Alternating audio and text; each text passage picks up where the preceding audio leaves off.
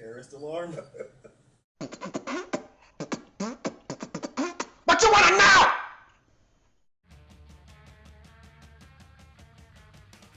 All right, well now somebody can be exposed to punk and hardcore in an hour. You know, what took me like 5 years to learn about different bands and different political messages and different aspects of punk and hardcore, you can now sit down on a computer, look up on the internet, and within an hour know all of that and then some. You can go from, one day being into Mariah Carey to like an hour later having all the education and knowledge you could ever want about punk and hardcore because you could read it on the internet. Yeah. But it's not necessarily a bad thing when you have something like punk and hardcore that has a lot of positive messages, not all, but a lot. Yeah, sure. I still view it as a very positive movement, very positive scene. So I don't really think there's a bad reason to get into that. If somebody's finding out about that and it's having an impact on their life, especially for the best, then that's not a bad thing. And if now, because of the internet and the availability and accessibility of these scenes, if that's luring more people into a positive movement, then that's a good thing. I have no problem with that. I think that it's just when we were younger, it wasn't always simply about music. I can't speak for anybody else, but for me and a lot of my friends, if you were a punk band and you really didn't stand for anything, we really weren't that interested in hearing you. Even if you were a great band. When I first heard No Effects, it was ribbed. And though I liked the way it sounded, I was just like, I don't really have that much of an interest to continue listening to this. Or Pennywise, stuff like that. But then when I heard Bad Religion, I was like, okay, now we're talking. Because now this band is actually talking about something important. Or when I found Propagandhi, it was just different. It wasn't always just about music, but then I saw that turning point of when bands like Green Day got really popular, or bands like The Offspring.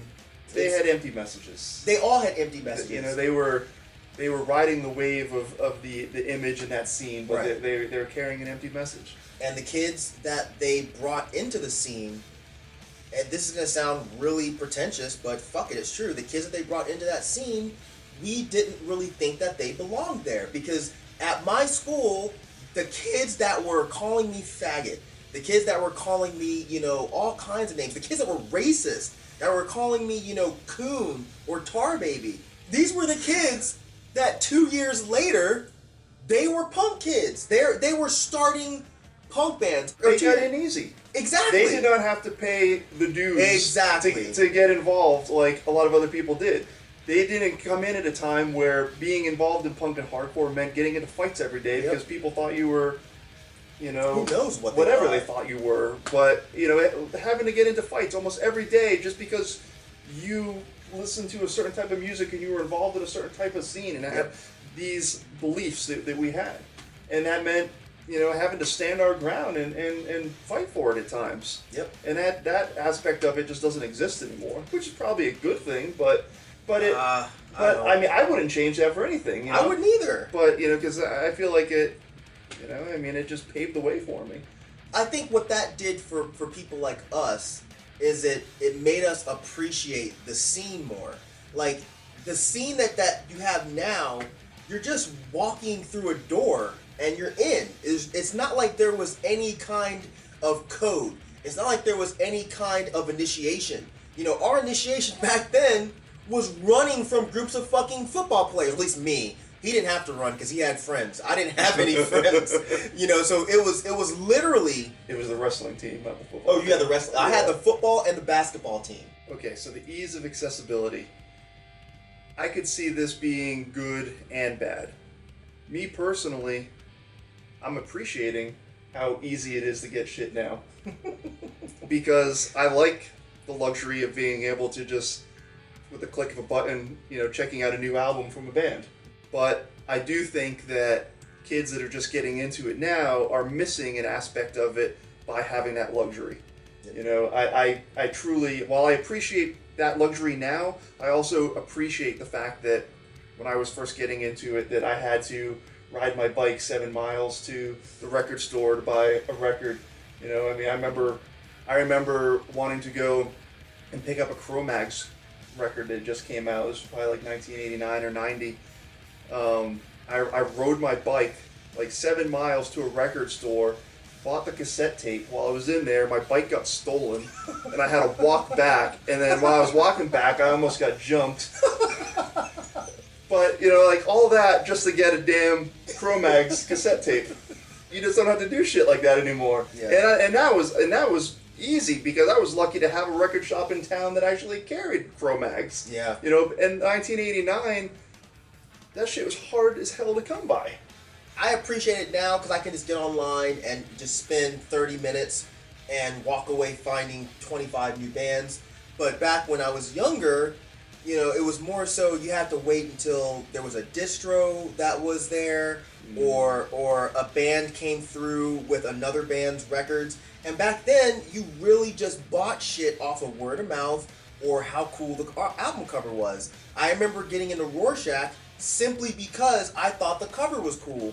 Oh, and Integrity. That's how I got into Integrity. Yeah. Was I thought the cover looked fucking neat. That was it. You know, it wasn't a matter of you could go online and find, you know, a Pitchfork and a Spin and a this and a that have reviewed this record and said it's good. You didn't have that. There was no record store in Conyers. I would have to drive, you know, 35 minutes into the city to go to Criminal and just flip through cassette tapes. And any cassette that I thought was neat looking, we'd go ahead and drop the $10 on it. Or like every weekend, I would go over and hang out with my friends. You know, we would all kind of hang out at somebody's house and be flipping through their 7-inch collection and be like, oh man, I've never heard this one. What is this?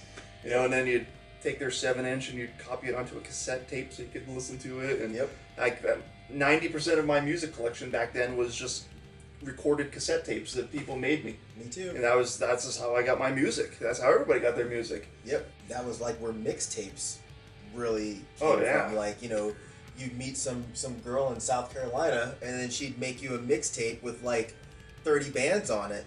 You know, and that's how you found a lot of the music you'd meet some random hardcore kid in Indianapolis and you'd bond over fucking Earth Crisis and he'd say, oh, well, I know 20 bands I bet you'd love because you like Earth Crisis. And that was the thing. You just hit something right there that just made me think of this.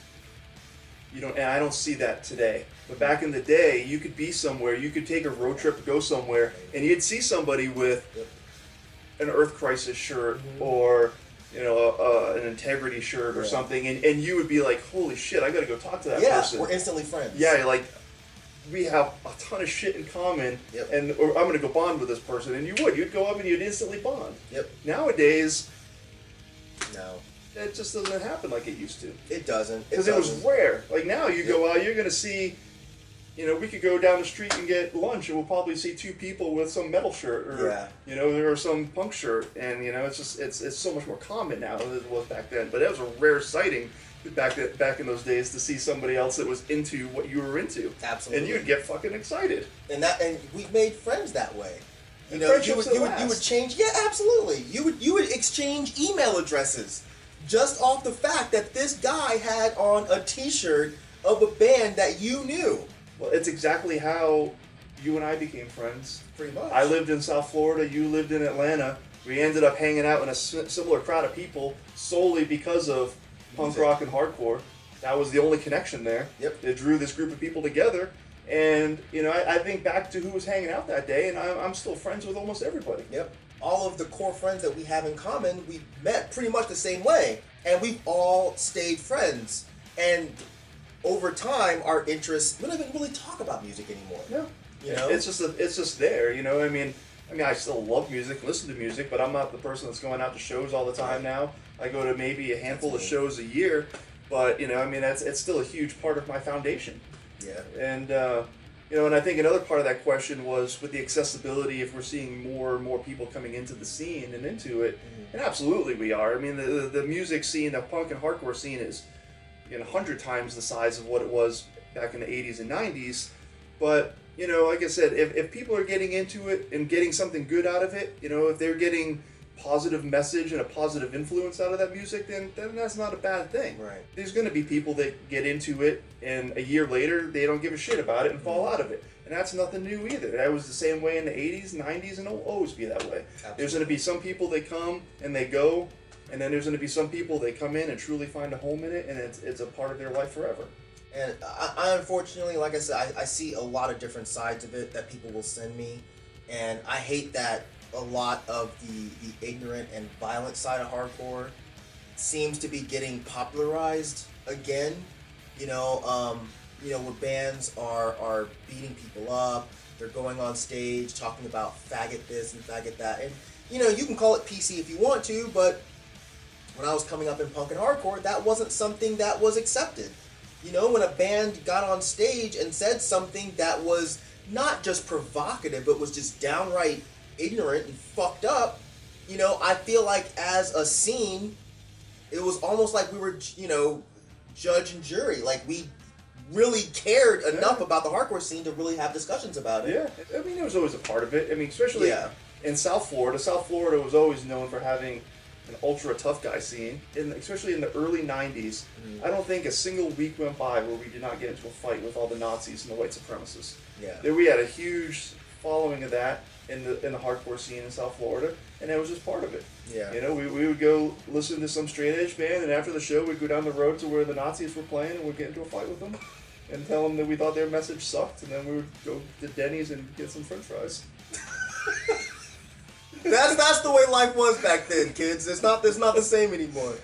Do you think there is a subculture taking shape to fill the subversive void left by the old underground?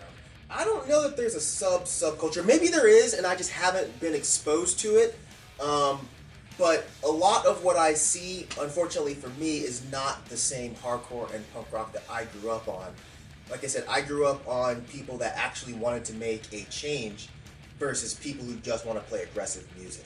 And a lot of what I'm seeing is just dudes who want to get on stage and play something that's heavy and mosh, and that's kind of it. If that's what you're into, great. I'm sure there is a small subsect of people that are still doing what we did in the 90s. I'm sure there's still people that are out there leafleting and protesting and doing all kinds of activist shit. Unfortunately for me, I just don't know where those people are. I think back in those days, everybody had something to give back to hardcore or punk or whatever your scene was. If you had any kind of musical talent, or maybe not even musical talent, you played in a band. Yep. If you didn't play an instrument or sing, then maybe you were a roadie for a band, or you did merch for a band. If you weren't involved with a band, then you did a zine, or maybe you booked shows. Yep. But it seemed like everybody was involved in one way or another, and gave back to the scene. And I think that's obviously a huge part of what kept it going and what made it grow. Yeah.